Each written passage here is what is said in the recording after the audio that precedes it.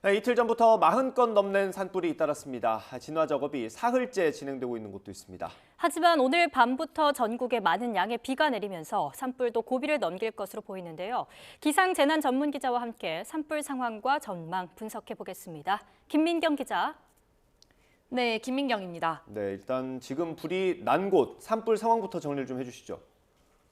네, 12시 반 현재 산불 상황입니다. 이 피해 면적이 100헥타르를 넘는 3단계가 진행 중인 곳은 모두 4곳입니다.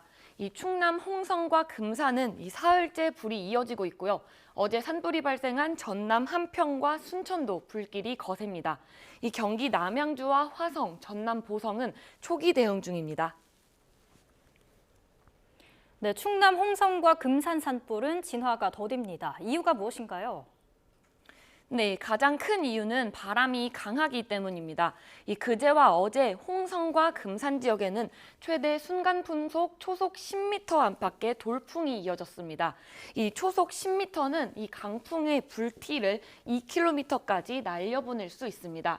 이 불을 끄는 것보다 확산 속도가 빨라서 진화의 속도를 낼 수 없는 겁니다. 여기에 봄철 산에는 겨우내 쌓인 낙엽이 산불의 연료로 작용하기 때문에 불길을 잡아도 되살아나는 경우가 많습니다. 네, 오늘도 불 끄기가 좀 어렵겠습니까? 네, 다행히 오늘은 상황이 다릅니다. 우선 바람이 잦아들었습니다. 이 산불 발생 지역의 바람이 평균 풍속이 초속 3m, 이 순간 풍속도 초속 5m 안팎 정도로 어제의 절반 수준입니다. 그리고 밤부터는 반가운 단비 소식이 있습니다. 오늘 늦은 오후, 그러니까 오후 6시 이후에 서해안부터 비가 시작돼 밤사이 전국으로 확산하겠습니다. 따라서 야간 산불로 번지더라도 비에 모두 진화될 것으로 보입니다. 네, 이번 비가 내리고 나면 당분간 산불 걱정은 하지 않아도 될까요? 네, 이번 비가 식목일인 내일 그리고 모레 오전까지 이어지겠는데요. 이 비의 양도 많아서 제주 산간과 남해안에는 최고 120mm에서 200mm, 이 내륙에도 20에서 80mm의 비가 내리겠습니다. 따라서 앞으로는 2, 3일 정도는 산불 걱정을 덜 수 있겠는데요. 다만 주말부터는 다시 바람이 강해집니다. 이 봄 강풍의 대표적인 특징인 남고 북저형 기압 배치가 나타나기 때문인데요.